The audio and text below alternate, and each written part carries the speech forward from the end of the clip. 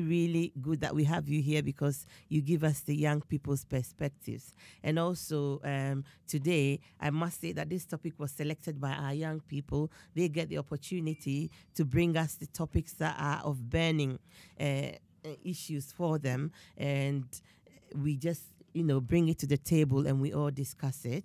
And so today, as we're here, I know that you're going to participate a lot in our discussions. The topic is rape and sexual assault.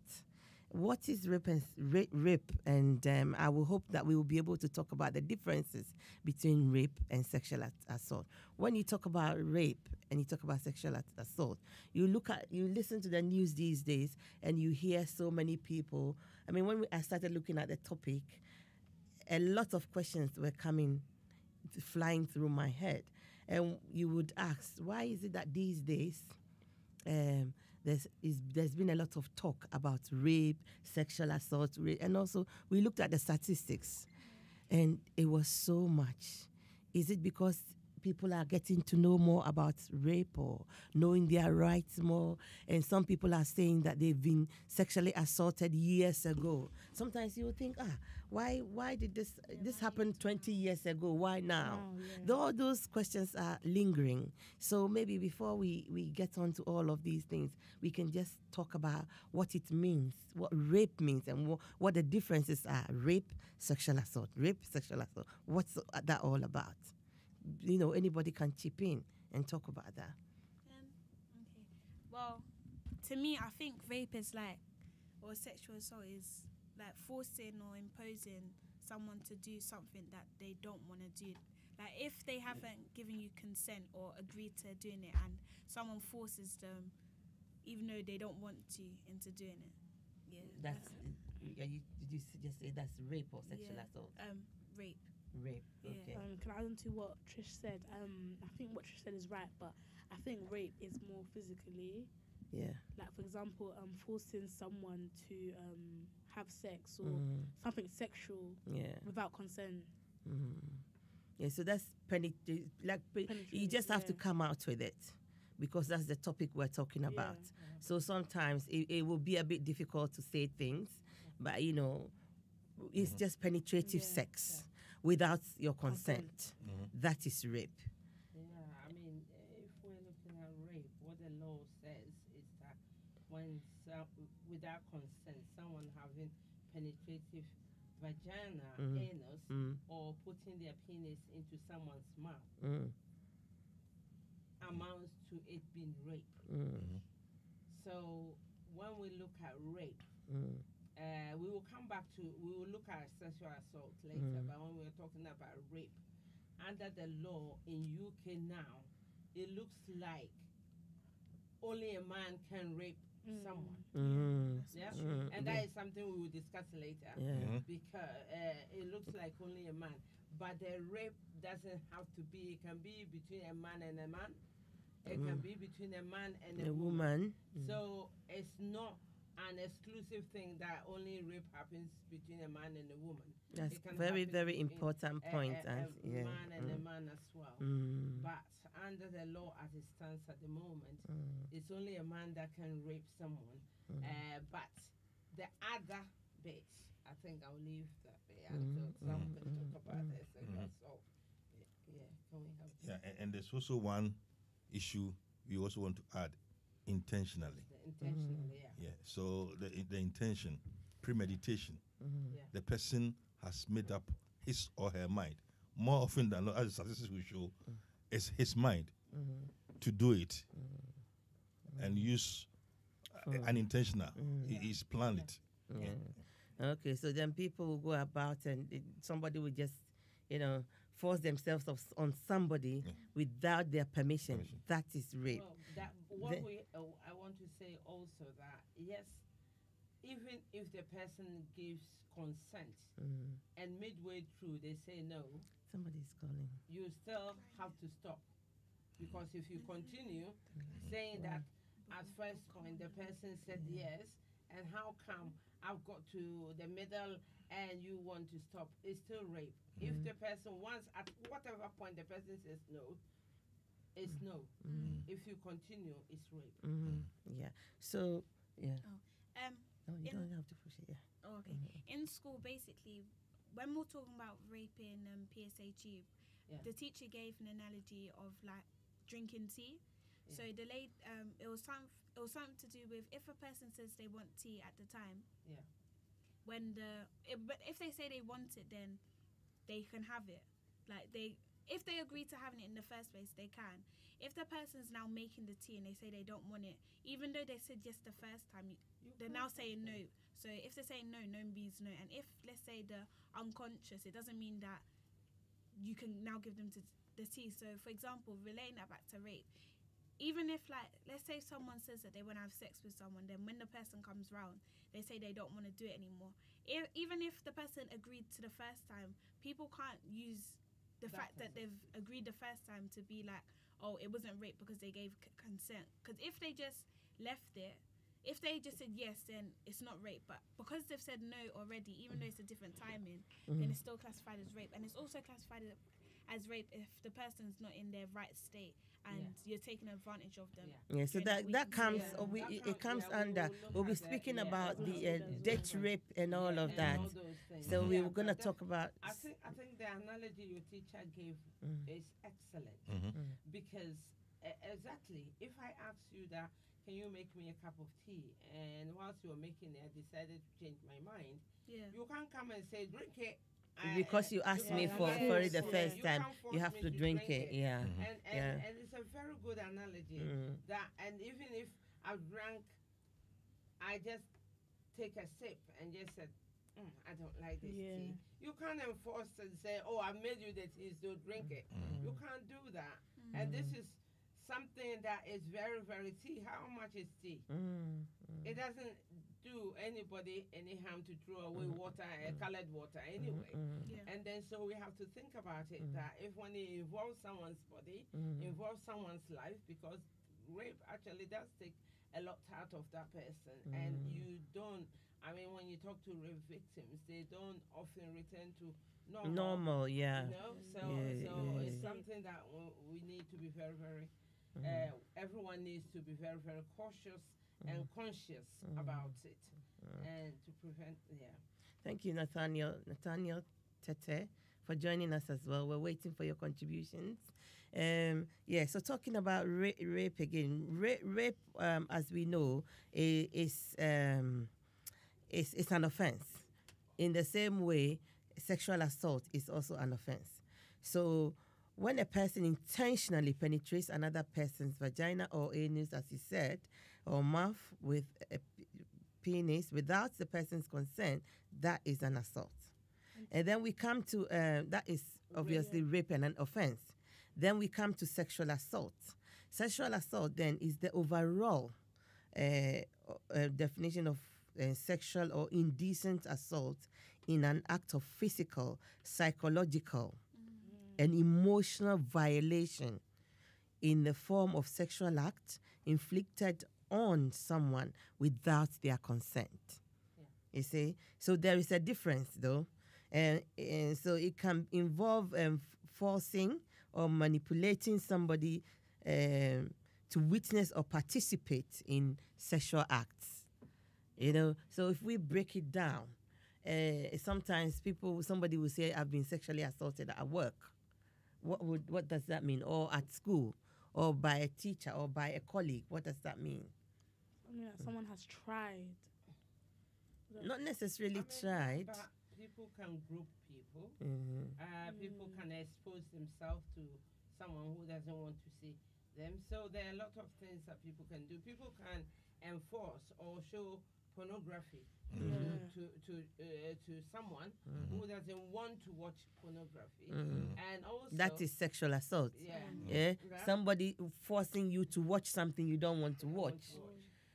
So would you say that somebody sharing a pornographic something on your WhatsApp group, that is tantamount to sexual assault? Yeah, it is a sexual assault, and we've said that upstairs, haven't we? Saying that, and that is why the law is now very, very strict on you.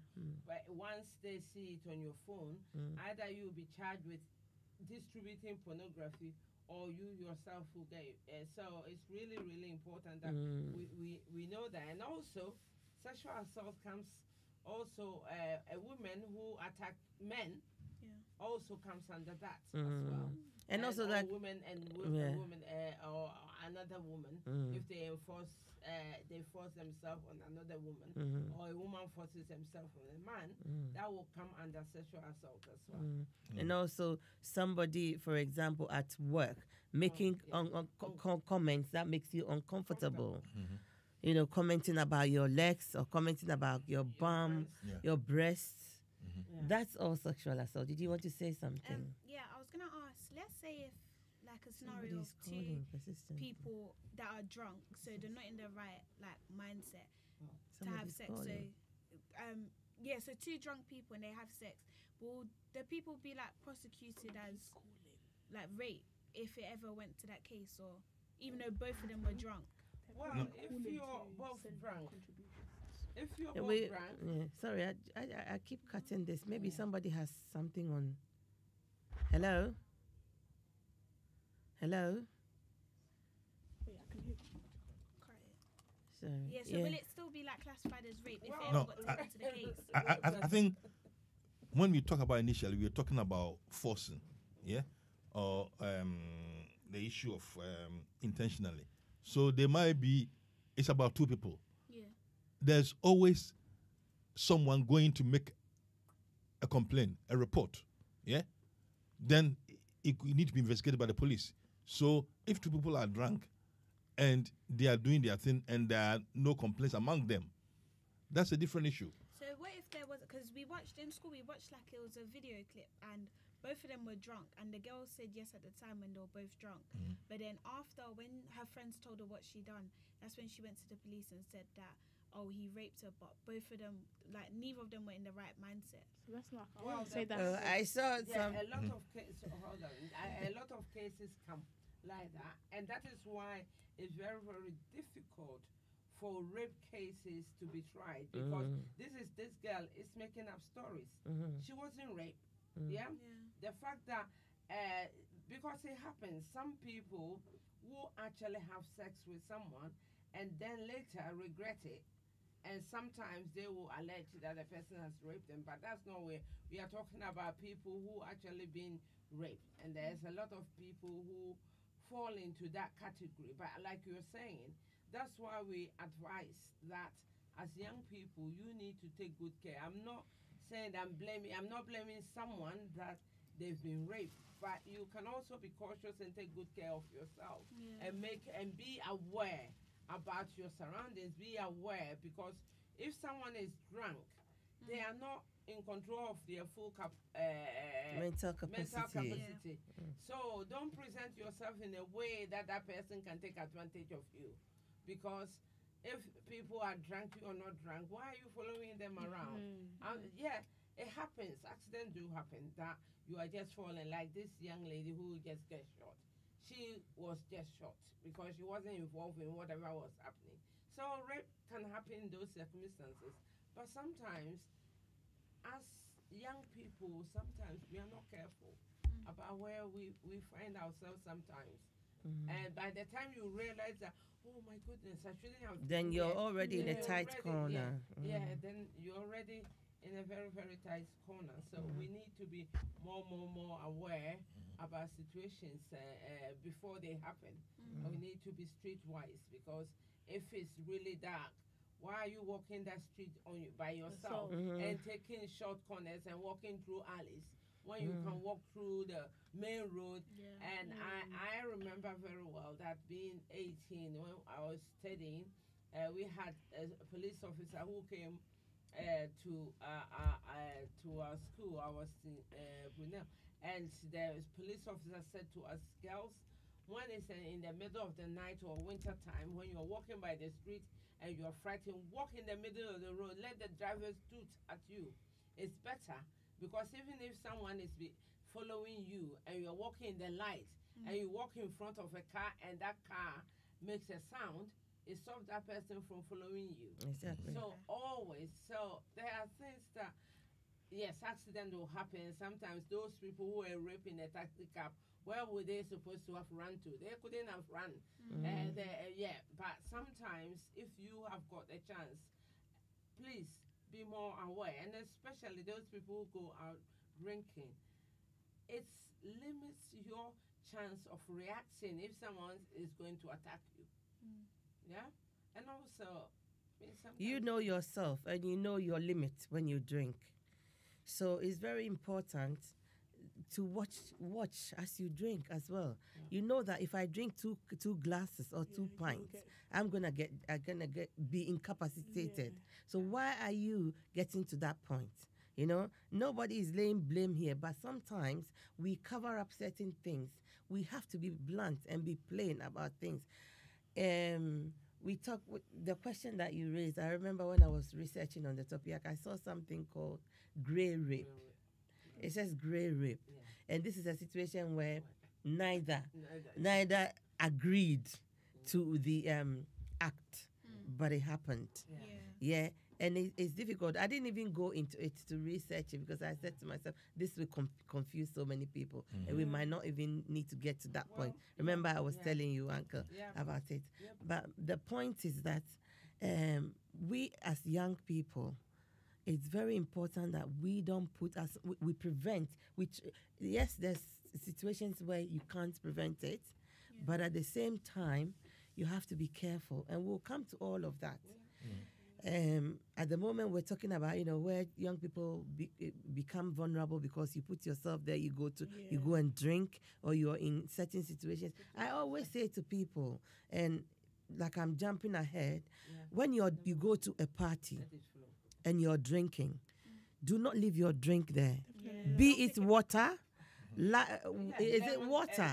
Is it lemonade? Yeah, is it something which is sparkling? Whatever. Do not leave your drink. If you want to use the toilet, take your drink. Finish your drink or just take your drink. But even if you leave it there, don't buy another one. Don't come back and just buy another one. Listen, the point is, apart from people even putting tablets in it, people spit in people's drink. Yeah. People, boys, they urinate into other people's drink, and they are very happy to tell you that we've all drank once you finish. When so and so left their glass on the table, we peed a little into the drink, and then he came back and drank it. So it is never safe. And as we are talking about even going out to parties, I know most of our young people on this thing do not drink. But I always say that even if you don't drink, especially when you're in partying group, tell your friend, even when you're going to use the loo, go as 3 or 2 of you going to use the loo. Don't, even if one person wants to use the loo, don't say, go and come back. Because protect each other. Watch one at each other's back. But that's what most people do. Like when their friend goes to toilet, they'll be like, "Do you want to come with me?" And then they all go together. So most people go as a group, but there's some people that go by themselves, and that's where issues happen because you don't know who's waiting in the toilet or waiting down the corridor. So you just have to be extra smart because these days it's dangerous out there, and unfortunately we all have to be a bit paranoid to survive at the moment. And last year. Even my goddaughter, she wasn't attacked that way, but this boy, they were sitting down there, and I've always said to them that don't ever, in a place, they went to, is it a club or something like that, and she said that someone said, let's go and dance, and she said, well, I don't want to dance. I'm tired, I came with these friends, and blah, blah, blah. And when she got up to go to the loo, the boy followed her and assaulted her. Bitches. Yeah. Do you think you're pretty? You're more prettier than anyone, so you won't dance with me. The case is going through court now, So you never know, right? You never know all these places. And I mean, I felt really, really sad because when she rang me to tell me, the first thing she said, I'm really sorry, I didn't listen. You always tell me not to go to all these clubs and whatever. And that she have to be the one apologizing. She was assaulted, But she felt, and that's the problem with this rape business. Young people in US, when they did the research, they said young girls in university, 1 of 4 had been raped, but most of them don't tell anyone because they feel ashamed to talk about it, and therefore, and some of them blame themselves because they said maybe I shouldn't have gone to so and so's room to this so and so's room, or I shouldn't have followed them to wherever that they went to. So as young people, especially young girls these days, you are all so beautiful. So you are very, very attractive. So, and you know how to dress, you know how to do your makeup, you look beautiful all the time. You know how to carry yourself around. So don't present yourself in a way that someone will take advantage of you, because that person destroys your life. When even they are sent to prison for life, they've destroyed your life. But I have an issue with that, because don't present yourself in a way that's our culture as well. Not your statement. I'm picking it. Yeah.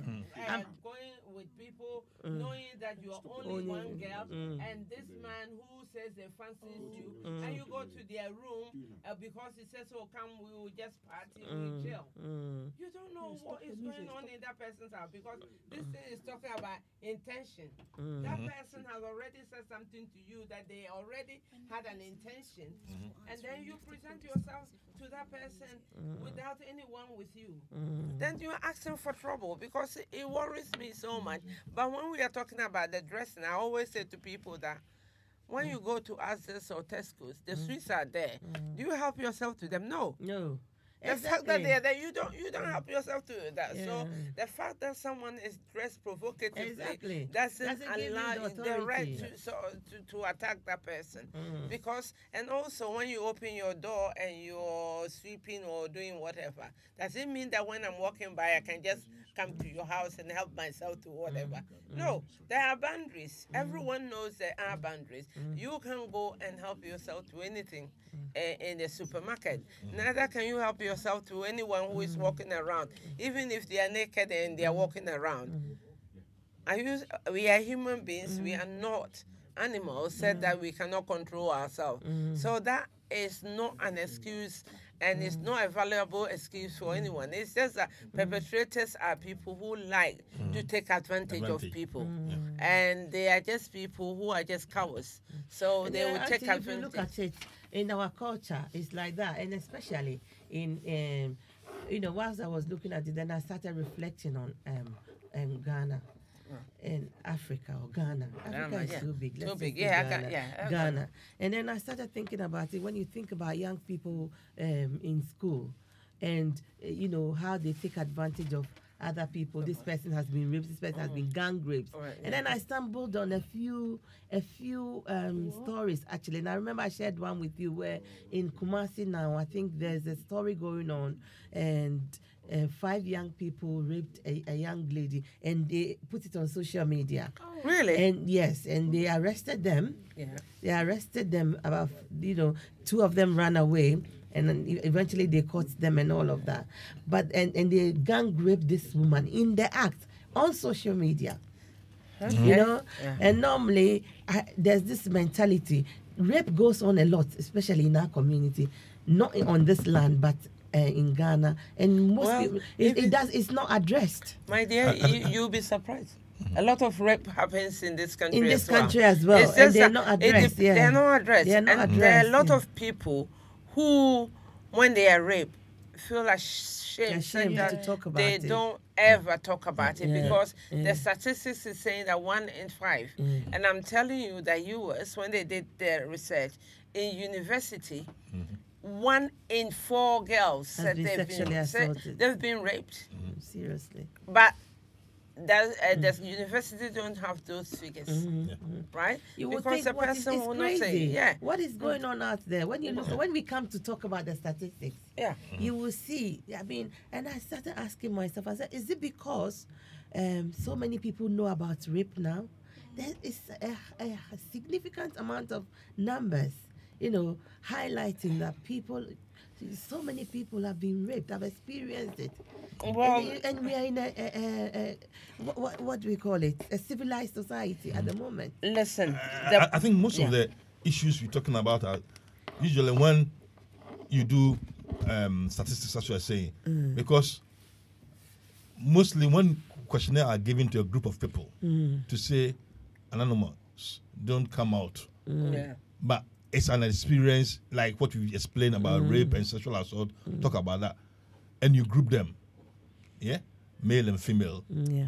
Or no man will admit in his questionnaire that I've raped. They will say the closer they will come to say maybe sexual assault. I made in comment, but with rape, as you are saying, sometimes it's the circumstance and people talking about how it happened in our culture. As you are talking about the family where somebody knows somebody close to you, somebody who has been asked to take care, or somebody who has visited the family and people trust them, and they take so much advantage. So that it happened in the youth where maybe the family are vulnerable. So those are the statistics. So sometimes it's the situation where people come out from the other side. So it happened to them young. They were raped in a situation, or they took advantage in a situation.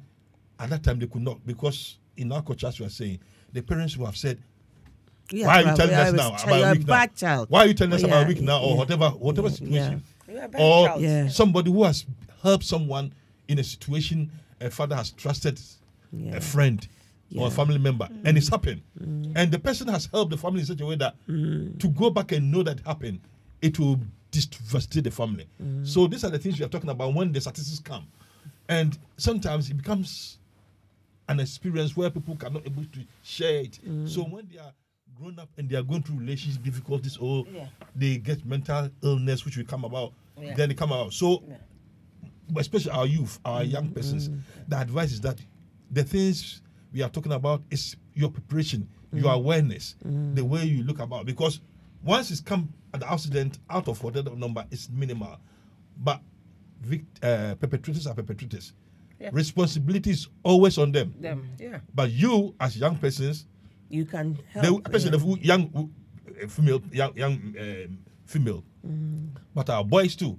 I always say to the boys that your responsibility is that you got to look after your sisters and your friends, girls.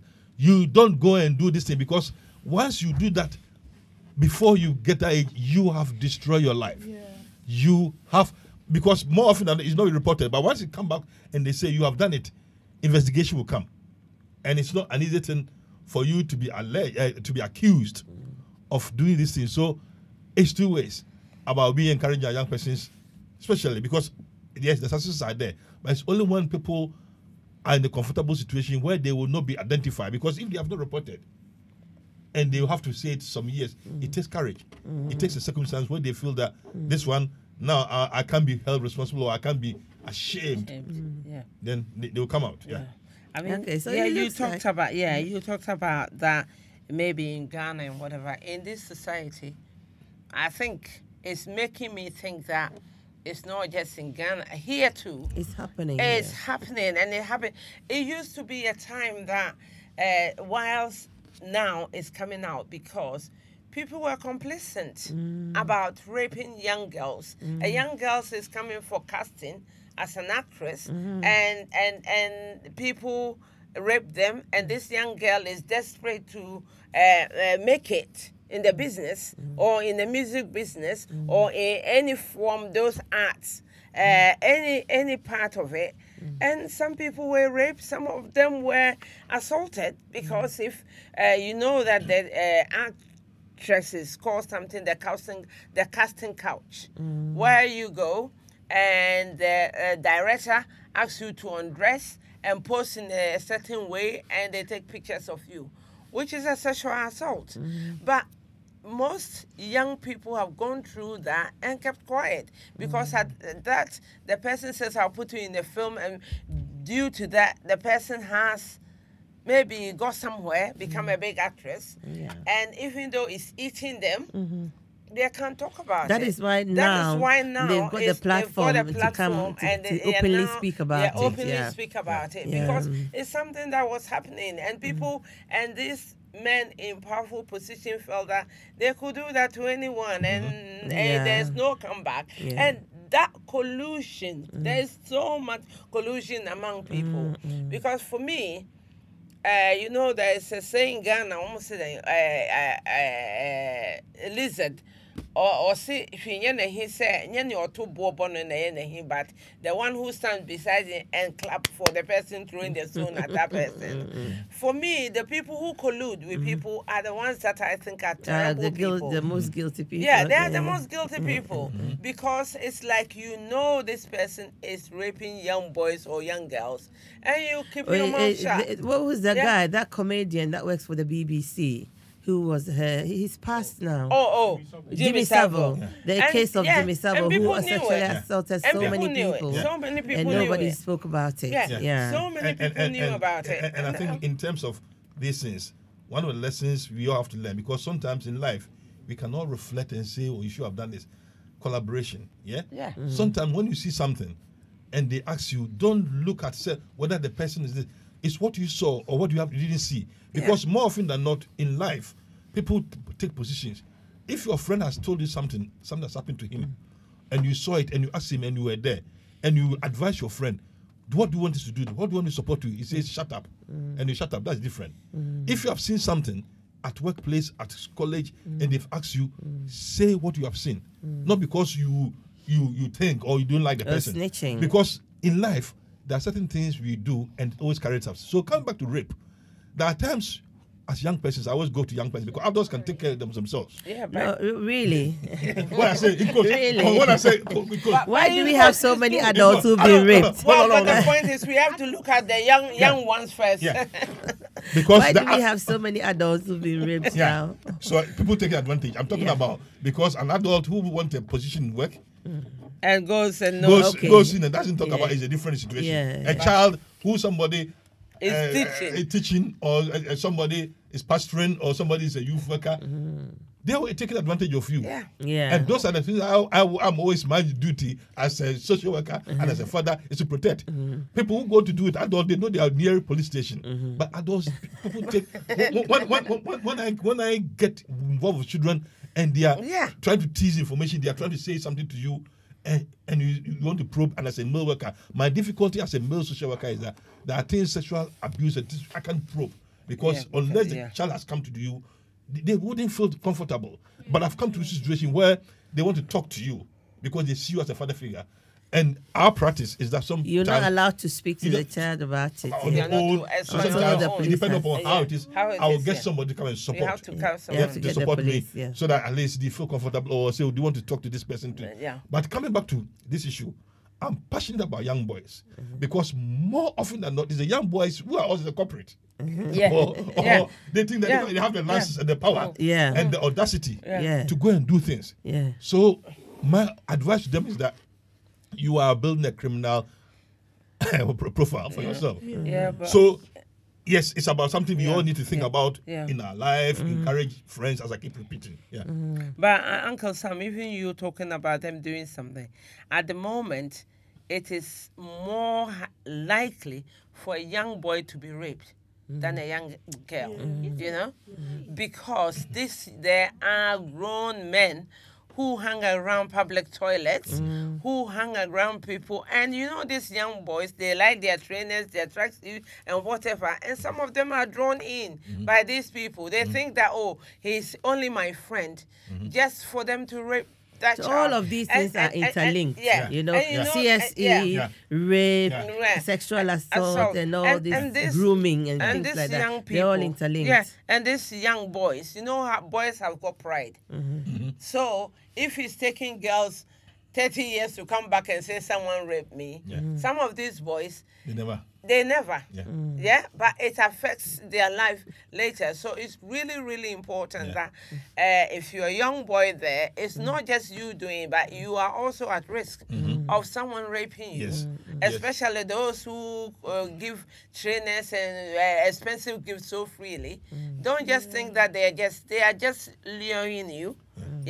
And if you look at the guy who was recently the trainer who was the coach who has been sentenced recently. Some of these boys, some of them became coaches allegedly and they committed suicide. And they were among coaches have committed suicide. They were among those people they were felt to have been trained by this guy. So as Mami is saying, sometimes the mental illness which follows the suicide rate or depression, because for any boy to come and say, I was brave by 4 years ago by this guy who bought me this trainers, I didn't say it.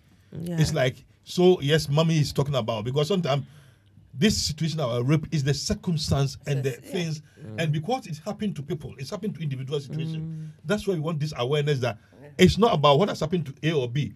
If people have gone through an experience and it's affecting them now, that's what sometimes it stands about, because you realize that they start relationship and they cannot do anything because it's like a flashback.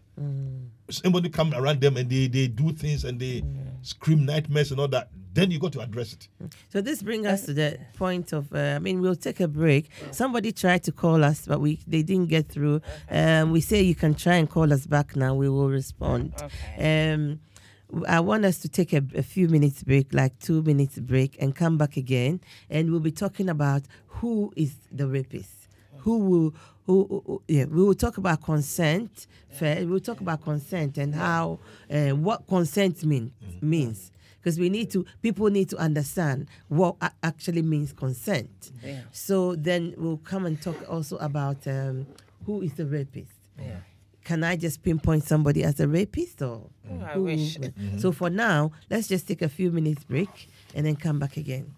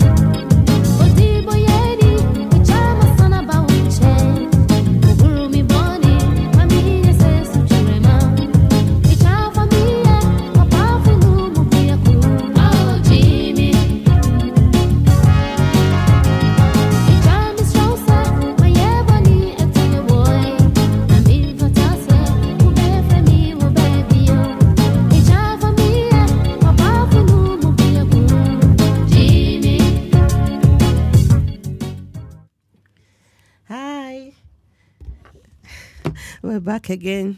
Thank you for sticking with us. This is COP UK Radio, and you're tuned in to the Community Welfare Matters segment. The topic for today is rape and sexual assault. It's been quite interesting talking only about the subject in itself. We've spoken about rape and the difference between rape and sexual assault. And Uncle, you mentioned something briefly. You said that you're really interested in young people, the young males. They think they have the audacity and they have the. I think it's quite interesting. Is it because, and they think they have the power to just take as if they're taking sweets from the shop, kind of thing. That's how I can describe it. I think something about male ego. Power. The males there, we need to talk about what we call banter. And sometimes that's what they do. When the male banter is there, there's banter between they challenge each other. Challenge each other friends. But when it goes to dealing with our opposite sex, and we are in an age where people need to have consent, people need to have even in your own friends relationship. Because now, if you have a friend and you realize that you are playing some banter game, removing the pants or whatever they call you. Uncle, that's not banter. But no. I'm talking about stupid. No. Maybe Steven, you can shed light on this. How the boys can do things and they think that it's a joke. Yeah. They play football. Who's we? No, split the bottle. Yeah. And the falls on you have to strip. You have to strip. Yeah. All right. So those are things because it's about you're not a boy. A culture. It's a culture. It's about where a young person feels humiliated by his group. Yeah, and he cannot go to that group again. Yeah. In the past, we have talked about youth culture. We've talked about bullying and all that. Sometimes some of these things start from there gradually, and because people don't know their sexuality, for instance, somebody is texting and he's doing things to you. So with male young boys, when you work with them, most of the time they go through an experience, they want to test the boundaries, and they can only share with you when they feel comfortable, and it comes. So sometimes I'm never surprised when a male young person tells me anything. Sometimes they want the permission to share, to disclose, as we say in our work. So sometimes I am the type of person who don't show surprise. No, you shouldn't. Because when you're working with children or you are among them and you show any surprise, if it's rape or if something they are feeling uncomfortable, they won't tell you. So more often than not, we talk about experiences. We don't use even the words sexual assault or rape. We talk about something they feel uncomfortable. So you try to tease it out. You try to support them, to come out with what's around them. Then gradually you will interpret it of what they've given you. So it's like you don't go to the doctor and say, I've got jaundice or I've got a fever, I've got this. You tell them what is happening to you and the symptoms, the signs, and they will. So with young persons, more often than not, they will tell you, oh, I've not been sleeping, I've been doing this. And when you tease, sometimes there's something underlying it. So it's the young boys, as we are saying. This brings us to the issue of consent. Is it that they're confused about consent? They're getting confused information or signs or misinterpreting the young ladies that they feel they have to go and take what doesn't belong to them or what they could have to take it by force. Because obviously you can't walk into a shop and take a sweet. I like that analogy. You can't just go and walk into a shop and take it. And, even dogs now, they are trained. You tell them sit and they sit. So a dog is trained to comport themselves and manage, behave themselves. And so as a young person, I know that a young man, your hormones are making demands on you. But you can't take it out on someone else's daughter. Get a life, get some kind of activity. Go to the football pitch, play football, run around, do something energetic. That will also resolve the issue of the hormones, as opposed to going to force yourself on a girl. And I'm not saying it's only young people who rape, but the point I'm driving at now is about the consent bit and the confusion that goes around. That they think that this person likes me, so I can take it. Yeah. Well, kind of I thing. think sometimes you're talking about the hormones making demands. The problem is that sometimes, and I'm not saying that girls are to be blamed or boys are to be blamed. What I'm saying is that boys, the way boys get aroused is different from the way women get aroused, right? And sometimes, as we are talking about young people, I know they are perpetrators. Sometimes some of these young people themselves are like that because something has happened to them in Yeah. the past. Yeah. Yeah, they are victims. And they haven't disclosed And to therefore, anybody. they haven't disclosed to anybody. Yeah, So yeah. they are acting up what happened to them. They've watched So, videos, and all they've those been things. So sexually assaulted themselves. So sometimes it's to do with that. Yeah. And therefore not knowing the boundaries, because if it was done to them when they were a child, they think when you grow up and by a grown person, Yeah. they think that is how relationships work. Yeah. Sometimes they don't understand that there's something called consent, because in his or her, his mind, did anyone get my consent before they did what they did to me? No. Yes. So Yes. that bit of consent is so something that they really don't understand. Yeah. And I remember very well, Auntie Tracy, you always say to the girls, don't sit on any young boy, Yeah. whatever. Yeah. Because it's really, really important that these are the things that we are saying, that because some people, it's like some people and their temper. There are some people who get angry, they calm down very quickly. There are some people, it will take 3 days to get them to calm down. And there are some people who can't control their emotions a little bit at all. And so therefore, they think that they are aroused. So they need to somewhere to sort of get this release. And they don't think about the consequences after what they have done. Because if the person is saying no, and you think, well, I need a release. And like you were saying, there's so many, go and have a cold shower. Do something, go running, do anything. Instead of throwing your life into the bin by just one act that you... 1 2 minute yeah, act. 2 minutes is long.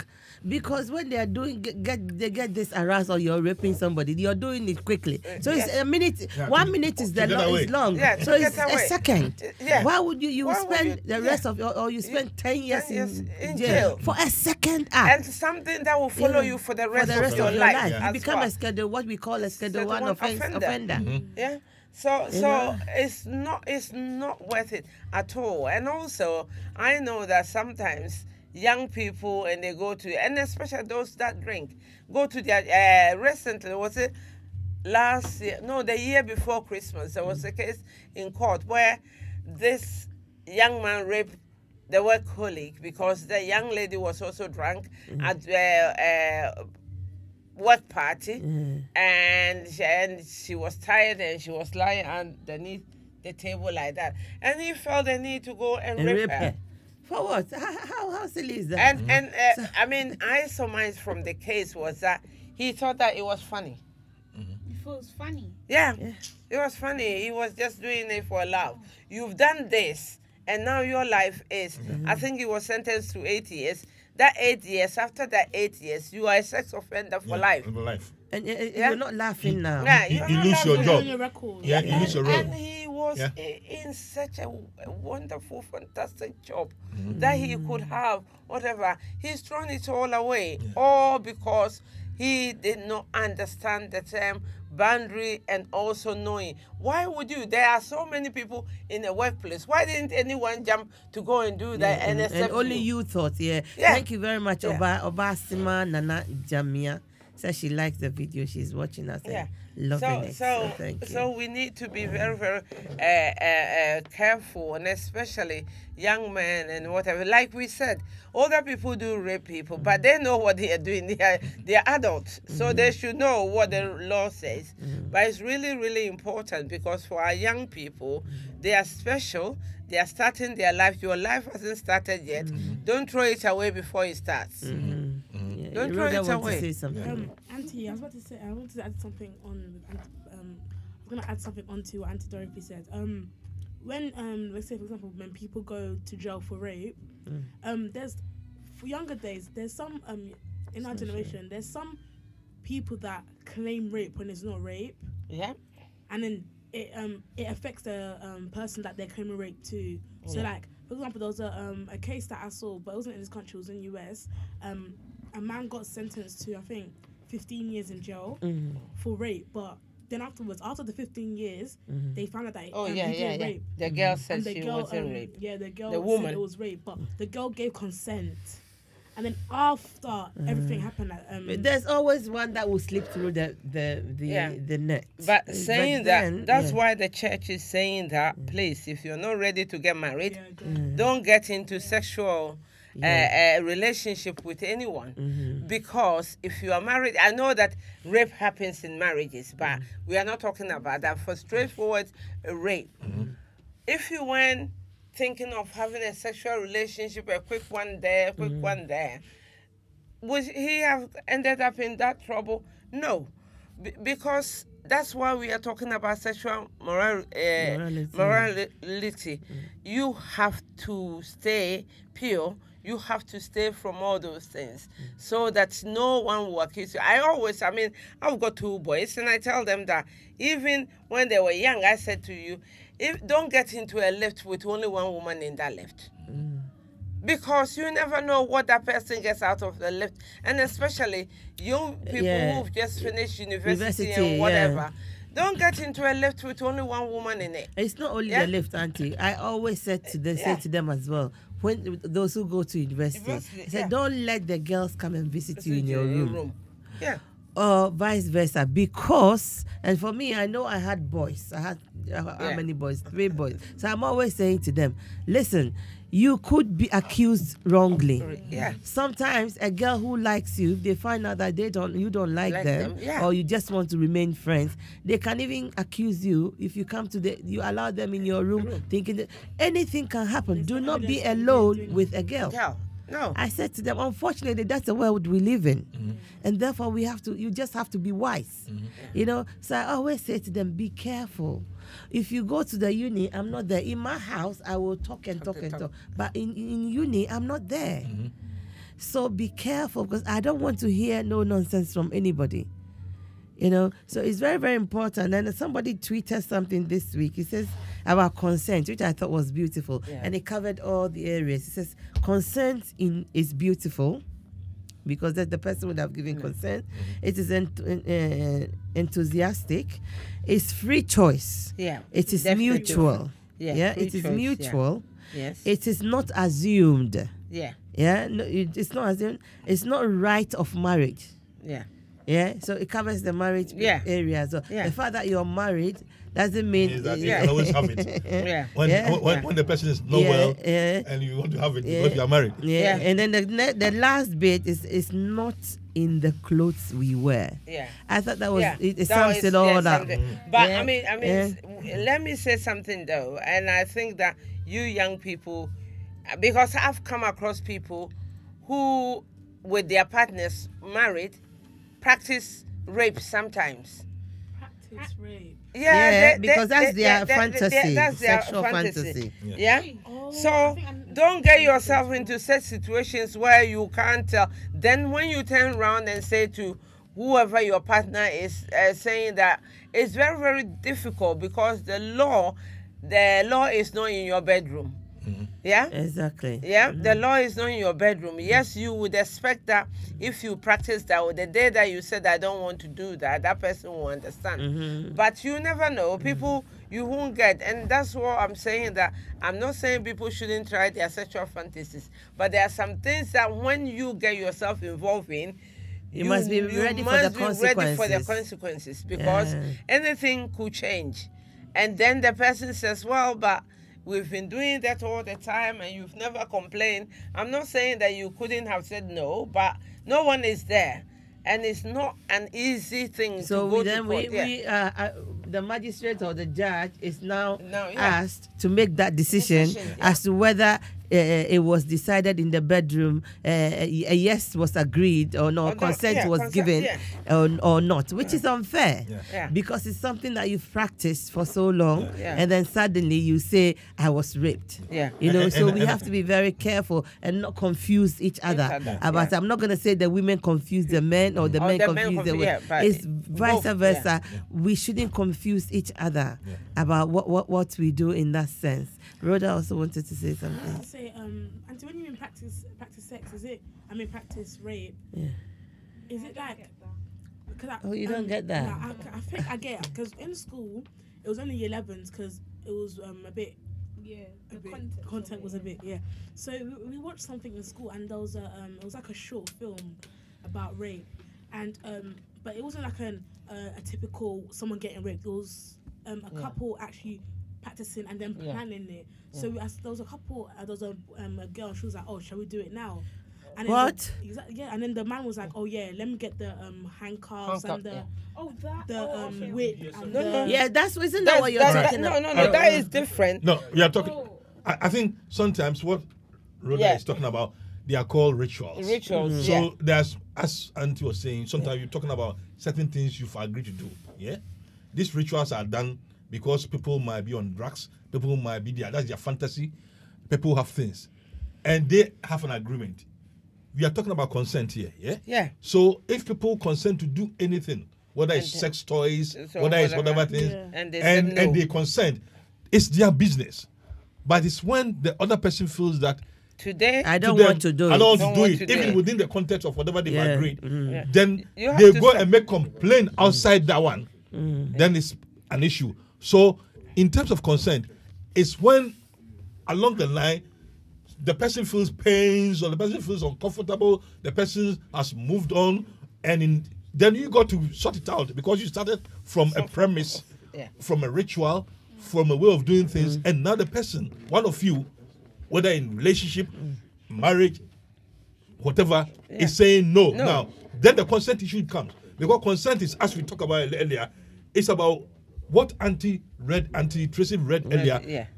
and comprises all the things you want to talk about consent, so that there's no ambiguity, there's clarity. So the person who is just going to make that complaint later will have to find a very reasonable reason to say why it changed. You can't say we started with this ritual, we've done it for 5 years, and the 5th year he says no. Well, For the last it's- 3 months, 1 month, I would say we continue. Yeah. And yeah. The tea analogy. Yeah, it's a tea analogy thing because you can't, and we need to be very, very careful about when you are setting. Maybe in a normal world, you will expect that both parties will always agree whatever they are doing, because there has been cases where people have turned up in hospital and someone has hurt themselves because of these rituals, and because it was consent.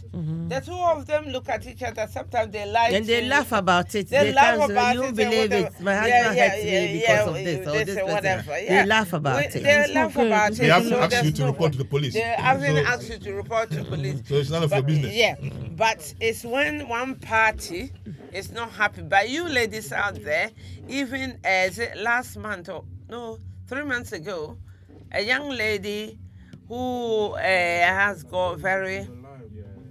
I mean, she was going to be. She is president of university. I don't want to mention, and her boyfriend said that she sexually assaulted him. She, She the boyfriend is accused. The boyfriend accused him. accused her. Hey. Accused her. Yeah. Of sexually. I mean, if it was the other way around, it would have been rape. But the boyfriend says no. She has sex with me, and I did not consent to having sex with her that day. The man. The man. That's interesting. Interesting. Yeah. Men don't normally say Yeah. no. Yeah. You see my biased yeah, view yeah, already. yeah. Men don't usually say no. Yeah. They will jump. Yeah. jump to it. Maybe I've he never was seen tired a that man day. He needed a break, and this person will not give her a break. Yeah. So now And he's yeah. alleging. So, So what happened? Was it The taken girl- to court or something? well, he dropped the case, but the girl had to make a public apology. Really? Oh, gosh, interesting. Was it on the news? Yeah. Okay, I want to research that. That's why. For that. You see, because the whole idea about this, that's why consent is important. Consent is really, this, really because important. But is the consent that makes No. the whole thing No.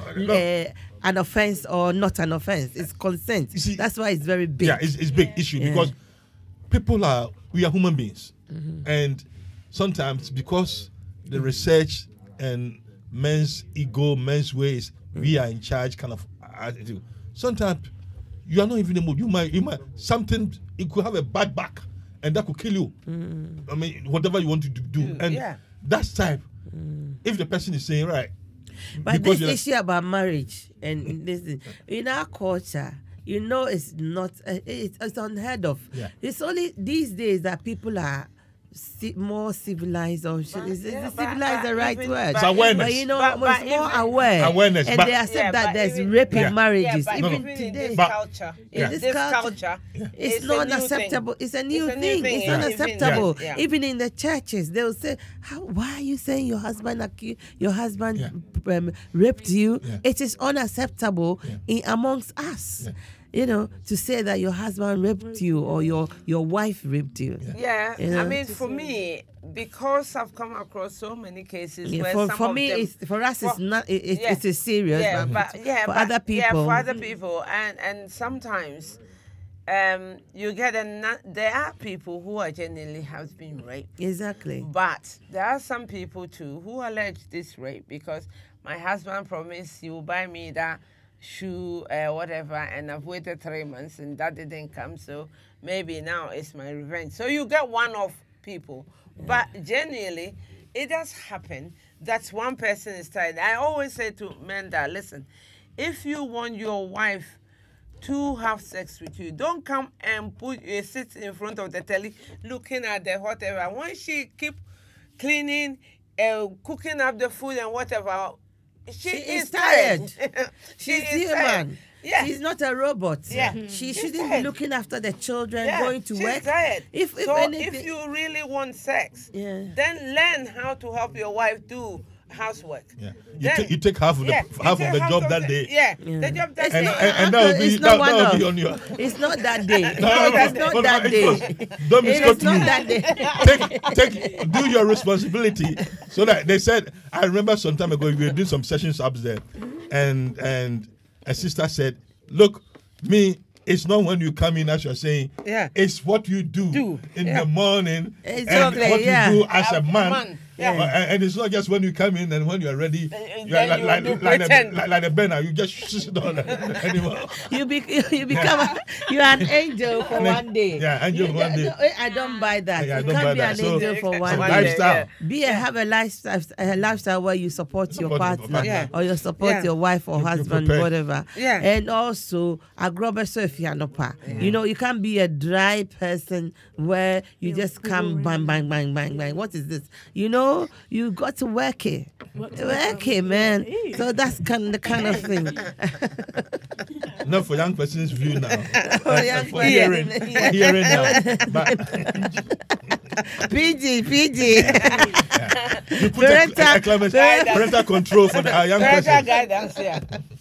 Yeah, so, But you know what I but- mean? Yeah, but I I think sometimes I always say that even if you, wherever you are, when a woman or someone's partner alleges rape within that circle, there was problem brewing up before it gets to that point. Exactly, yeah. So when it comes, you can't just dismiss it and say, "Oh yeah, Christopher, no, don't say those things like that," because it needs to be looked at.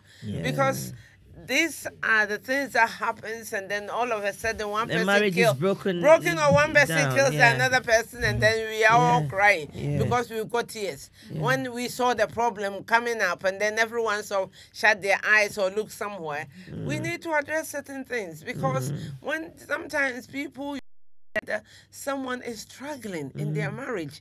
It's not that their husband is not earning good money. He's earning good money, but that person is a slave in the house, not a partner, right?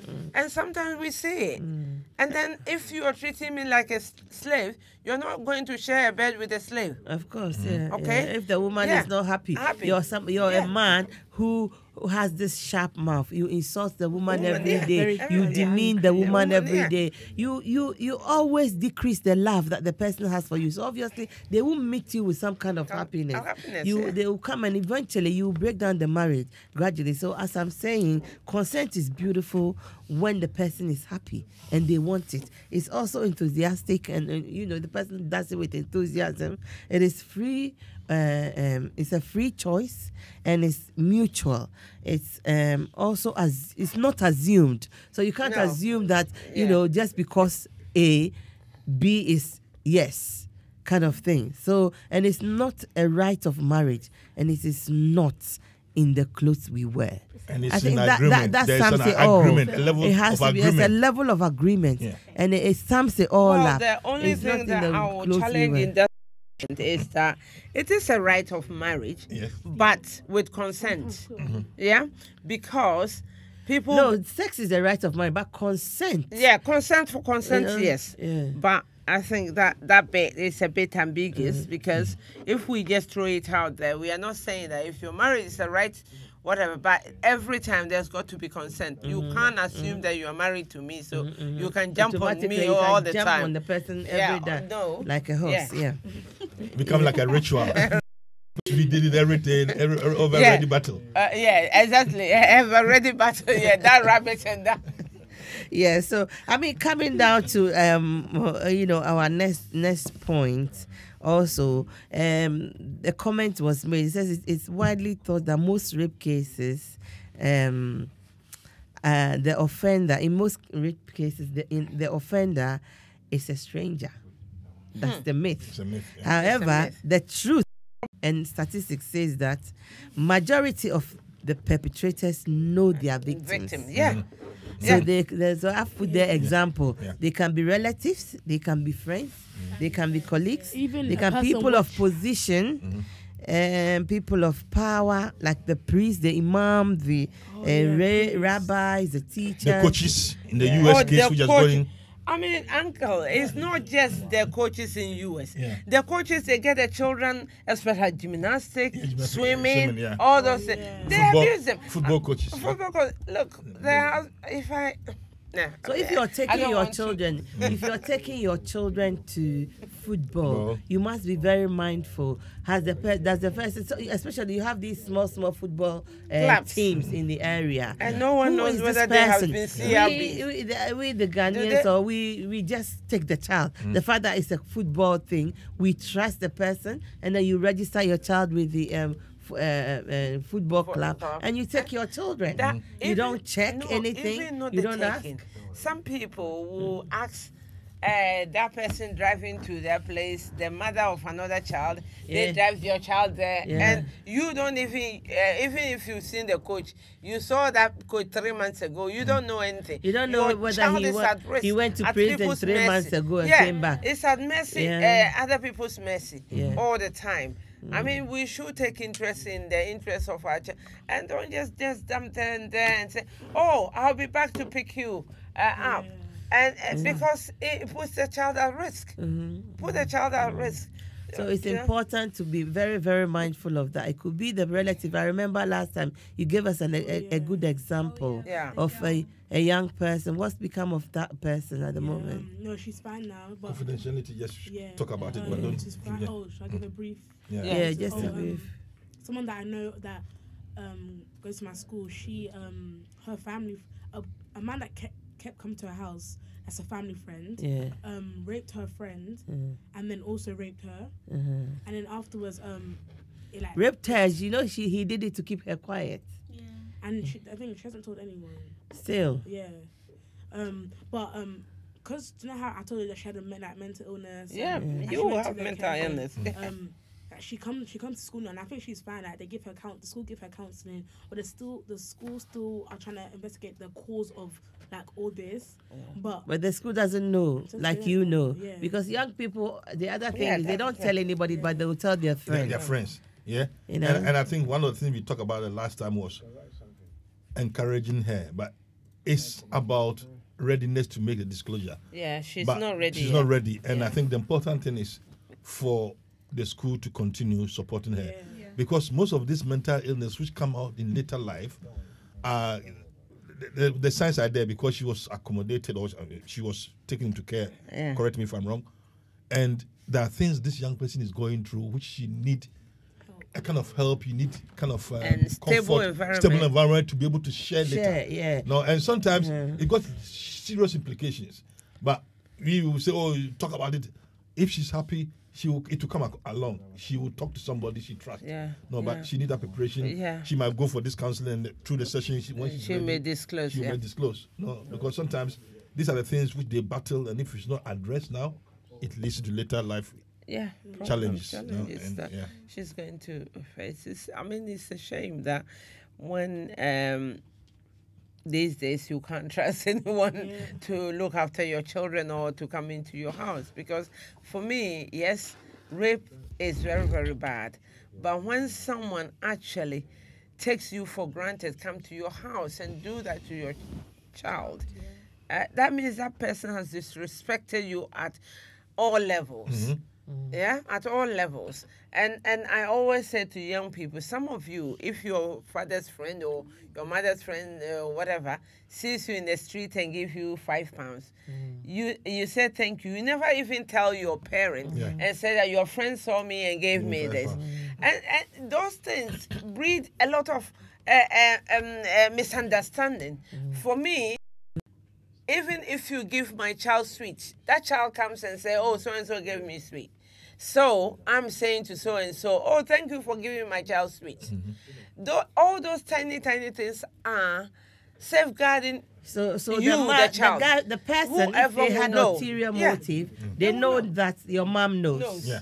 You know? See, that's why it's important. And sometimes we say, "Oh, in our culture, if somebody gives you something," like yesterday when we were doing the parents and young people forum. I was saying we use superstition to sometimes cover up.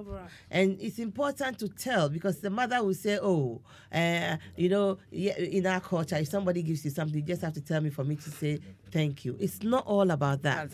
There are other reasons why your parents might want to know who is giving you gifts, who is giving you things. As much as they will say thank you to the person, they have the person in mind. So the person is now, by the time she rings the person, this person now knows that even if he has ulterior motive, your parents are watching. Your parents are watching. And they are supporting because you. Now, and you don't hide things from your parents. And it's very, very important because sometimes, because people's head is not like popo tree. You know popo tree? You don't know what's in their head. A friend of bofre. In our language, you call it bofre. Don't you know Papa? Popo. Yeah, all right. So in popo, sometimes the seeds, when you cut it, depending on the type of popo, you can see plenty of seeds. And people's mind, it's not like that. But it's their actions, their motives before. So we as parents, sometimes you may see things or you may see. And women are very good in that. So a woman, if you're a man, and your a friend comes to you, the wife can see things the man might not ignore. When the friend goes, she'll just say, "Oh, Uncle Sam, I think this friend of yours, you have to be a bit watchful of the person. They are like this," and you say, women and all of that. But she's seen something. And always you've got that instinct. You've got that, and it's a natural instinct. I always say I don't promote sleepovers. No. Why do I not promote sleepovers? My house is not allowed. You can't go and sleep over someone else's house. Because, and I'll say to them, apart from there not being anything wrong with your bed in your home, that person, the young person, may have a brother or sister. I know this because when we were young, my friend, she went to do sleepover, and it stuck in my head. She went to do sleepover at a friend's house, and the brother got up in the middle of the night and tried to rape my friend. So that thing got stuck in my head. And then I would say to them, and also the work that I do now, you could see that it happens all the time where there could be a dad there who's a pedophile. There could be a dad there who's the Schedule 1 offender. There could be criminal activities going on in the home, and somebody can just anything. You don't know what will happen in the middle of the night. So it's very, very, it's safeguarding issues. But people don't understand, and children of today, they don't understand. If you tell them, do not go and sleep over, my mom is this, my mom is this, my mom is. They become very, very yeah, upset. Yeah, Yeah. Like that, but it's the fact that because normally in a childhood you go have like them little cute sleepovers when you're little, so that that's why like young people though you see young people saying, oh, my mom doesn't want me to go to, my mom's this, my mom's that, she's too overprotective.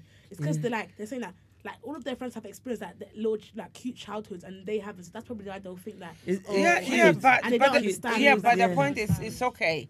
But like Auntie Tracy is saying, for me, unless you don't have a bed, you don't talk to me about going for a sleepover. Sleepover where?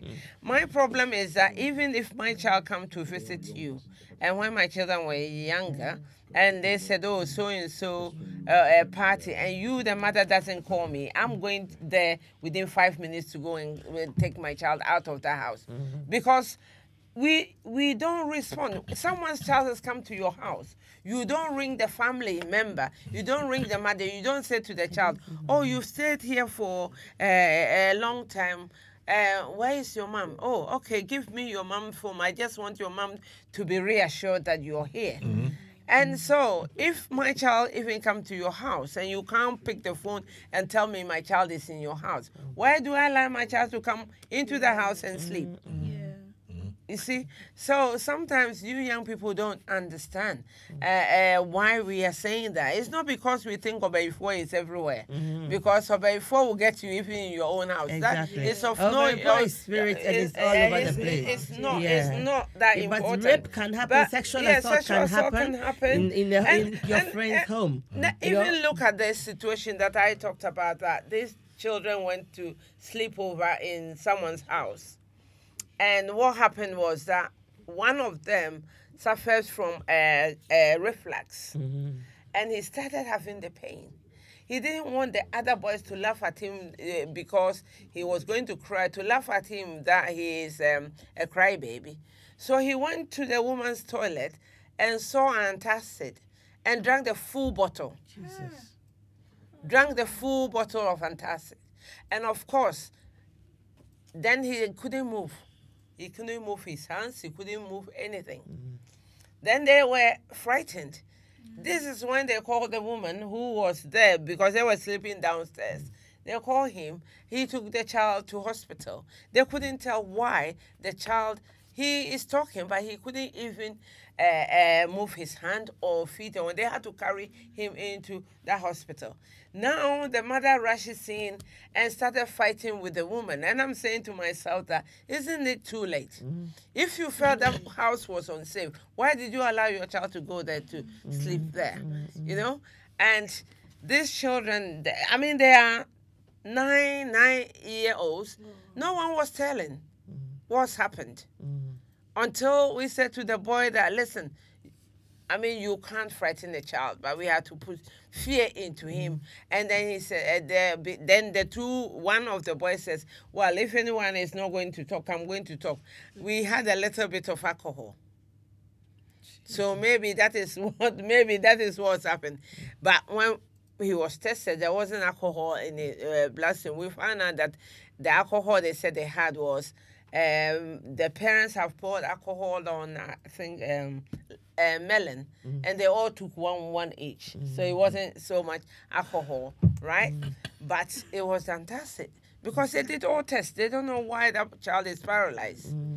And then one said to him that, talk to me, since you went to the house, what's happened? What did you do? You have to talk to... Until he said, I was having tummy ache and I drank antacid. How much? I drank the whole bottle. And of course, children too, sometimes they get nervous when they get to order. We who grew up in Ghana have been to boarding school and we know the feeling.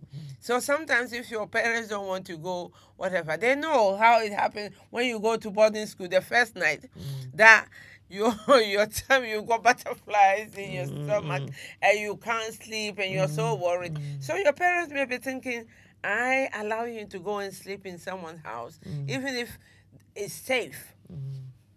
They don't know how you're going to react in the middle of the night. And how Exactly. is How those? you're going to How run. are they going to look after you in the middle of the night when you start feeling nervous and you want to go home and you don't want to tell all your friends that you miss your parents and therefore you disturb everyone's sleep in the house? So it's not a simple thing as I am going to my friend's house for sleepover. It's not. It's very, very important that we look at it and take it very seriously. In terms of who is a rapist, as we were talking about, it can be anybody. Yeah. It can be the priest. How many times have we not had it in? Have we not had it in the newspapers and on in public notice? How so many? I don't want to mention any religion, but we all know the kind of priests who've been sexually assaulting young boys and all over the place.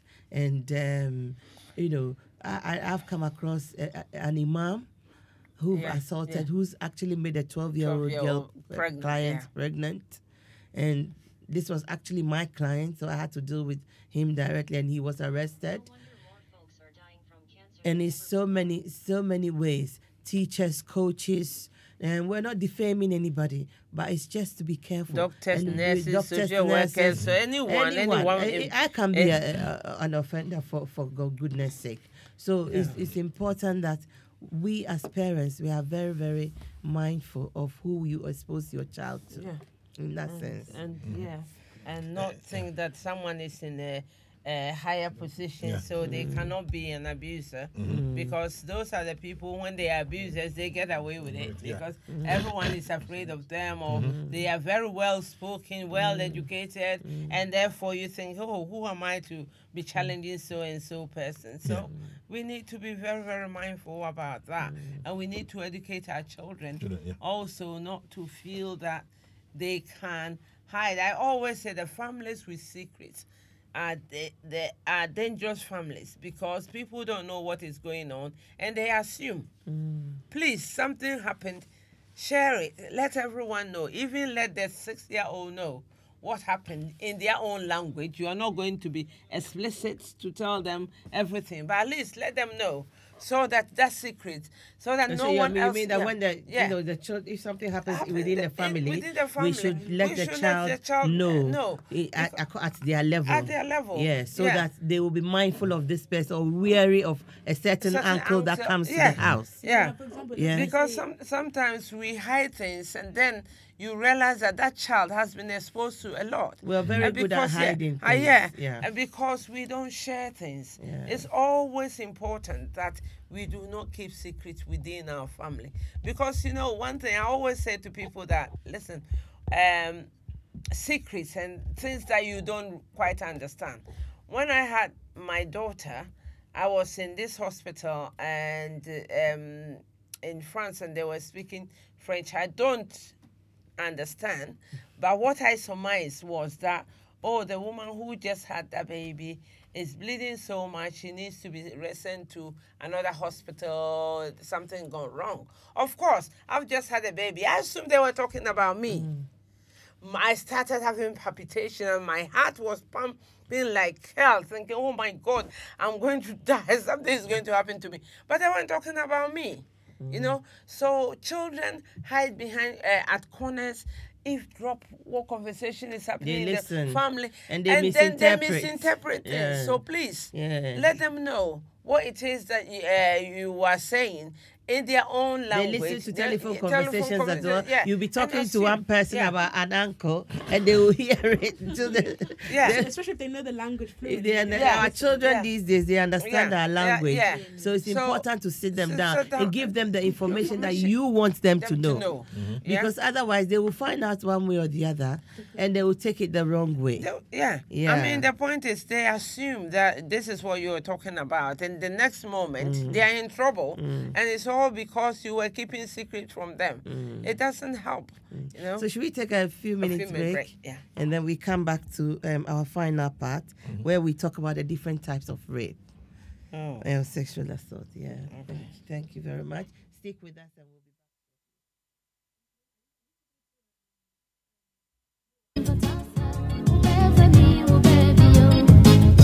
back.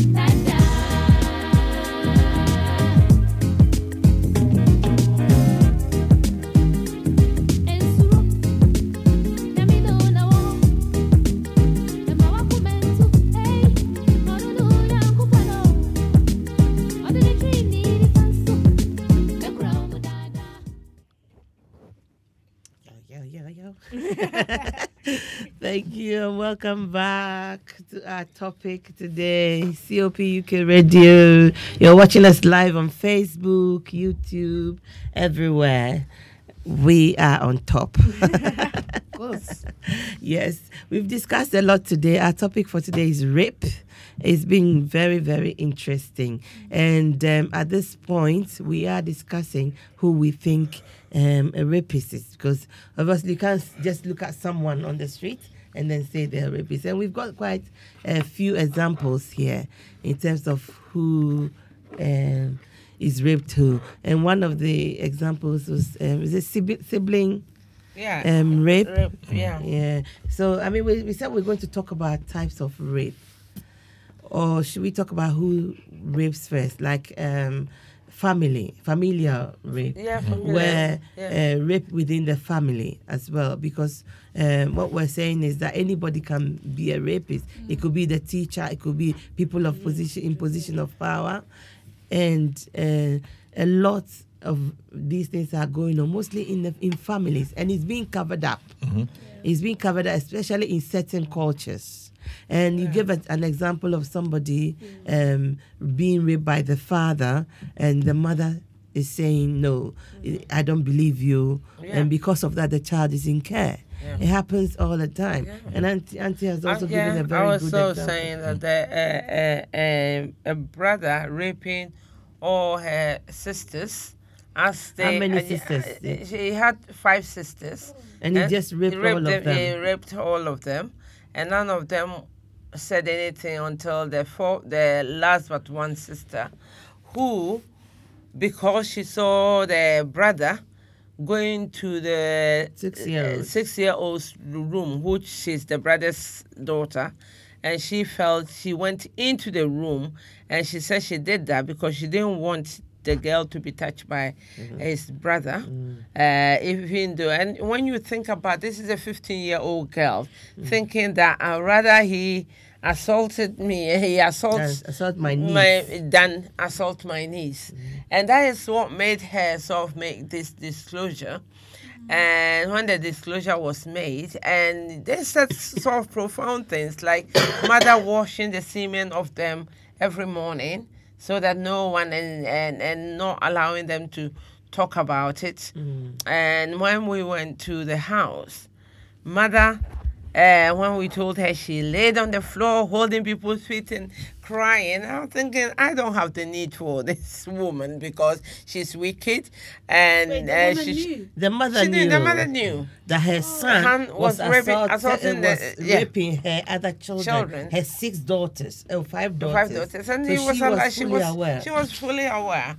And allowing him to do that, and colluding with him, and now she's crying, oh, it's not true and whatever. But I mean, the long and short point is that they were all found guilty, and the 2 girls, the last 2 were moved because the other 3 were married at that time, has moved from the house, and they before didn't want to tell the truth. They were saying, oh, nothing like that happened. But when these 2 girls made their disclosure, and we said, well, based on their case, we don't even need the 3 of other 3. Yeah. So if it happened or did not happen, it's not really important to us. It was later that the 3rd woman said that I'm really ashamed to talk about it, and that's why I didn't want. She made a disclosure, but she didn't want to be sent to court for people to see her because she was thinking about her in-laws. Her in-laws will not accept her any longer. She was worried about how it will affect her marriage, so she didn't want to say that. And we are talking about siblings, and we are talking about recently, about a year ago, we had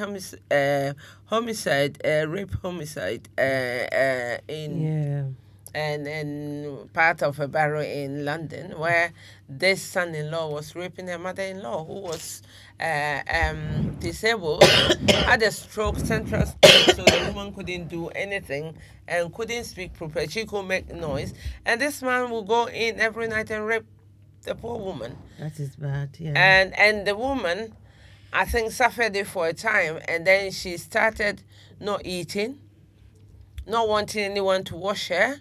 She started being so difficult, and no one could work her. So it was when the family too will tell the doctor, oh, mommy is not eating. Doctor will prescribe mommy ensure and whatever. And the woman was refusing. So when she was sent to hospital, that is when she was swabbed. And we realized that it seems that it was a constant thing that was happening because there was some semen who has been there for a long time and some whatever. And the woman, I mean, she, even though we found that and people tried to reassure her, she didn't want to live.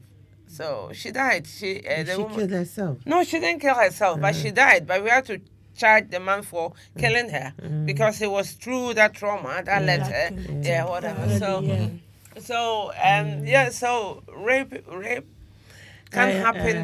Anyone can be a rapist. Yeah. I had one, as I said before, I think I've been saying it a lot, where the child, age 11, was constantly raped by the father started grooming the child, and then he groomed and groomed. He used a lot of artifacts, different kinds of things to groom this child, to rape this child, objects and everything. He damaged this child so much. One day, so he had groomed the child to the extent where this child wasn't talking, but then she was showing signs of sexual abuse and all this, the lot. So she would try and commit suicide. She has panic attacks, and she has taken so many different types of paracetamol. She's taken paracetamol like 100. She put it together, took 100. At some point she took 40. She's lucky and then she survived. She's lucky she survived. And she ended up in mental hospital, but she's one of the cleverest. And so she put all her mind in her studies, and one of the cleverest. But then again, one day, she trusted a small guinea pig or guinea? Yeah. That's that she had her toy. So one day that guinea pig died. So that traumatized her. So she wasn't eating. She had eating disorder. So when she went to the eating disorder clinic, that's where she broke down, and then she talked. So from 11 to age 16, between that time, for 5 years, this father abused her, got her pregnant, this, that, all of that together. Eventually, father was taken to court. You should see him. I was in court every day for the whole of the trial, and you should see him cocky, comes in confident, thinking that, I'm going to win. He had the nerve to plead not guilty as well. So he once the perpetrator pleads not guilty, then the child had to go through giving evidence. That is also traumatic because he's giving evidence against the father. And that in itself caused her, she walked in front of a bus. She did all of those. She tried to kill herself because she's broken the family. Her mom didn't believe her. Eventually, mom said, I do believe you. And all of those things. Then the father was sent to prison. Then she thinks, I've sent my dad to prison. Dad is in prison now for 20 years. Since 2016. So he's got a long way to go. Probably going to serve 10 years. Before, but it was very, very traumatic for her. By the time I left her, she'd been pregnant with aborted it. She's aborted it. The child's life is damaged. So if parents are there, fathers, please do not abuse your children. That's the only thing I can say. I don't know what drives you. If you're ill, seek help. Seek help. That's your own child. Don't abuse any child for that matter. Don't abuse, not let alone your own child. And mothers as well. Do not turn a blind eye. Mothers know. They know. Most of them, they do know. Most of them know. But the child will give you some warning signs. Apart from the warning some signs, of them. I know that I'm someone who sleeps and that even when you come drumming before Christmas, someone came knocking on our door. The police even came. I didn't hear it. I was asleep. You could sleep that, sometimes. But I think when something is going on, it's not right. You will feel it.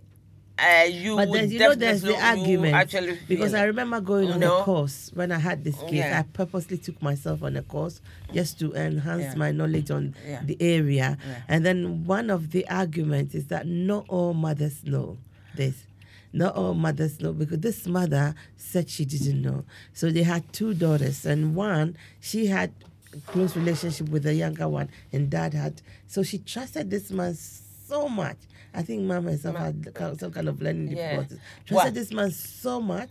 The man is affluent. He's got a good job. He's, they're middle class family. They've got the money. So you wouldn't think that of them. This is me going to court with all these big lawyers. Well, but that's what I was going to say to you, that unless a mother has got learning disability, right? The point is, yes, you will not know, because sometimes we don't look for the things that are staring us in the face. Yeah, sometimes we don't look at it. So the person will say, oh, I did not see this, or blah, blah, blah. And I will tell you, more than 99.9%, when you delve into and you ask them certain questions, they break down and start crying. Oh, this is when it started. It's because people don't look for things There like were that. so many signs. There's so many Someone signs said that the they ordering could, of the scanty dresses, a child buying some kind of sexy dresses for this child, braziers, ordering all from those, Amazon, opening a secret account for the child to order things. And he didn't hide the stuff. All the stuff were there, and he didn't think that the child will report it. So he didn't make any effort to hide the evidence, which was good, because then when we got it, we were able to take DNA and everything and bang him in prison. But that is a very wicked person. There are women grown, Even still today, he's still grown up denying it. women out there. Why can't he go out and date someone? Why do you have to abuse a child? Why do you have to abuse anybody for I goodness think sake? those people I mean, are why? sick in the head, And I think that's why we're talking about pedophilia. If you want to describe this way, as illness. It's ill, because it's illness, sometimes it's this kind of planning, this kind of sinister way of doing things as a father, and yet he's in denial. So He's in people denial till now. now, even after the prosecution, even after being the prosecuted evidence and in prison, and denial. So in terms of protection, parents, sisters, brothers, yes, things which are not good are not good. You see things, nobody protects you by abusing you. That one is not protection in any way. You will suffer, and if you see something done to your sister, your brother, you don't let it go. You need to talk about it, because sometimes they are in a position they cannot talk, and you see things. The same will go with parents, because if a child comes and give you an inclination or a disclosure or some signs you are saying, you got to ask questions, because there are certain things whichever culture you take, is happening to a child, or you have to ask questions. Other than that, you become a robot. You become a robot. Human beings see things, and yes, sometimes it might be uncomfortable to talk about it, or what you call it, instincts. You got to talk about it, because other than that, children go through things and later they will blame you, because more often than not, the cases we deal with, when they come back, they will say, I was telling mom, but he wasn't listening. Or I said this the day you run the day I said this thing, and as auntie said, they will say, oh, but you did not come out. The child will not come out if they have been threatened, or they will be frightened. But you, as an adult, need to bring them to your side to be able to support them. Because you are living with a child who all of a sudden has got sexualized behavior, behaving in a way that you can see that is odd. You know your child better than any other person. Yes. So when we keep on closing our eyes and saying, oh, I didn't know, sometimes it makes me worry that then were you parenting that child? Were you there at all? Because you can be present but not present in mind. So maybe that is what was happening. So that means that the child has suffered neglect all her life because you weren't present in parenting that child. So because for example, when you have children and also they say, oh, this one, Kofi is or Ajwa is daddy's girl. and me, I'm more closer to Kuya. And then this is what was happening with this family, where Ajwa is daddy's girl, and then Akosia is mommy's girl. So when mommy was going out a lot, I don't know if mom turned a blind eye, but she was normally going out, purposely would take the younger one out. Exactly. And then leave the other child with the father, and he got the opportunity. And then also when you do that to the child now becomes a liar. And the child says, yeah, I know I lie a lot. But that is how because from 11, this is where they're constructing their behaviors. Construction. So you've constructed her to lie a lot and hide things from mom. I remember one of the WhatsApp messages, she was in the toilet, and then the dad was asking, where are they? And then, meaning the girl and the mom. And he said, oh, she's sleeping. This is them exchanging. And he said, well, come on now. And he said, no, I don't want to come. I want to read my book. I want to finish my book first. She didn't want to go that night.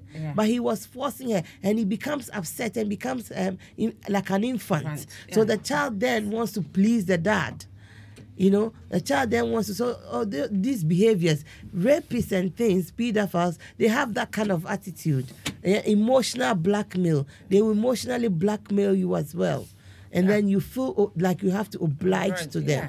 So this is what the father was doing. I have to make you happy because I have to release your stress because you're going to have a boyfriend in future. Because you're going to have a boyfriend in future. And when you have your boyfriend, this is what you will be doing. So I need to teach you. This is what he was saying to that little girl, you know. And so this child also hid it for a long time before she couldn't hide it anymore. In that process, she was exhibiting all these signs.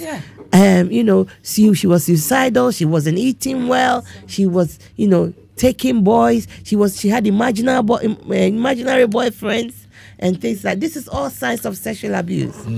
It's all signs of sexual abuse. But in this case, I mean, it's clear that the mother knew it and was leaving the child to the father to do whatever he wanted to do because you couldn't take. I mean, what on earth will you be doing that you will leave one child at home?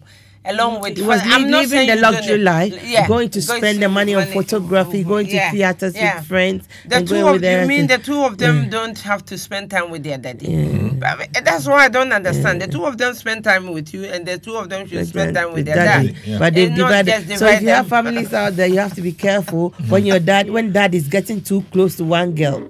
And not too close to one girl, or when the big brother. Because we're talking about a big brother here as well.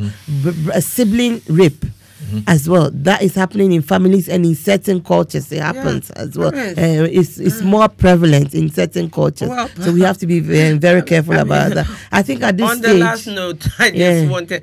I don't know whether you all saw this thing that...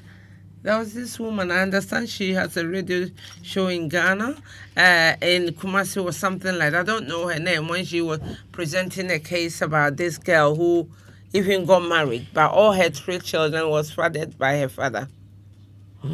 So her husband went to US and wanted to bring them to US. And you know they have to do a DNA test. When it was done, it showed that he wasn't related to any of the children. So when he called the wife hesitated and said, oh, I don't understand. So he ordered them to do it again, and the test came the same. It was then that she broke down and said that it was his father who fathered all the 3 children. Yeah? So it is a worry that a father, even when the woman was married, still continues sleeping with the girl, and the girl, I don't know where the mother is. I think they said the mother had died or whatever, and he grew up with his father. So why can't he go and find another woman? They have no shame, to be honest with you. Pedophiles don't have shame. If someone is a pedophile, they don't have shame. And they don't have remorse as well. That's why I always say to people that, I mean, I went to a place and they said, oh, this man has become... I was going to do safeguarding, and they said, oh, this man comes to their church and he was a pedophile, now he's changed. And when I finished doing the session, they are going to allow him to talk to them about whatever. And I said, what? Then I'm not coming. Listen, you do not give platform to any pedophile. Even if they become Jesus Christ, I'm sorry, I'm not blaspheming. No. they don't have the chance to talk to anyone. Don't do that, because there are children in that church who might see him as an adult that they can talk to. They will see him in the park, they will see him outside, and they think this. I said, this person doesn't even stand in the front of the church and give leaflets out. He doesn't talk to anyone. That is, oh, by his chair. I said, listen, maybe I need to send you information about pedophiles in your church. And I started asking him, do you know his probation officer? Oh, and I said, well, then you have not been monitoring this person, because before he joined your church, he should have given you his probation officer's name. And therefore, that tells me that he is not changed one little bit. If he couldn't give, if he couldn't give you the full information about him, why are you wasting your time with him? He's someone, and he's a Schedule 1 offender. Yeah. So and I said, well, he shouldn't come to the church sexual at all. assault. Then it's a big, he shouldn't come to light. church at all. And I said, well, stop him from coming to that church. And if he wants the way, because he didn't tell you about his probation officer, stop him from coming to that church. You can counsel him alone. You can preach to him alone. Find time and preach to him alone, but not to your big church with so many children and whatever.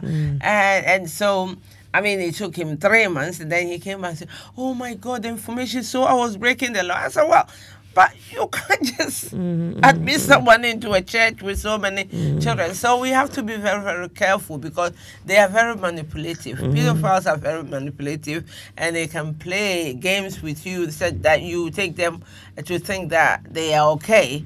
Just to give them the chance to sort of prey on little children. So we have to be very, very careful. Thank you very much for sticking with us. I think we've gone way beyond our time, but we've discussed quite important. I think what we've discussed today is exceptionally important, and we have to be all mindful. If you are out there and you've suffered any form of abuse, any sexual assault, remember, you need to call 999 first if it's an emergency.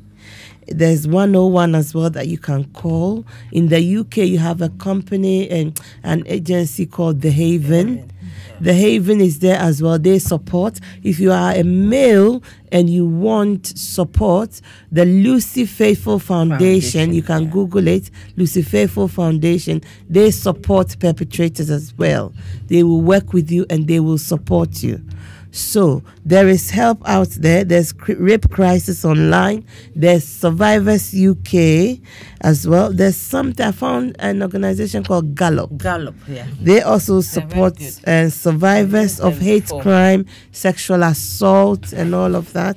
So if you have anything and you need help and you can't talk to anybody, please, you can contact us in confidence and we will seek help for you. We will support you to seek help. With The Haven, I think I contacted them last week, and it's the person, the victim, that has to contact them. We will support you to contact them as you wish. And so 101 and then to discuss it, and 999 if it's an emergency. With The Haven, you go there and we do forensic testing. So we will take all their health details and do all the assessment under Haven. So it's really a good place to go, because you don't have to go to A&E and different questions. But The Haven, they look at everything in total, and then they will present the cases, and they work closely with the police. So if there's anything they need to take forward, it wouldn't be you having to do two more calling. You only call one Haven and they will sort out everything for you. Thank you very much for watching. People, if you have any questions, think about it, and next week join us again. Somebody called us, but I think they couldn't call us again. Please call us next week and we'll be happy to answer all your questions. Thank you very much for joining us, and have a blessed week. Thank you.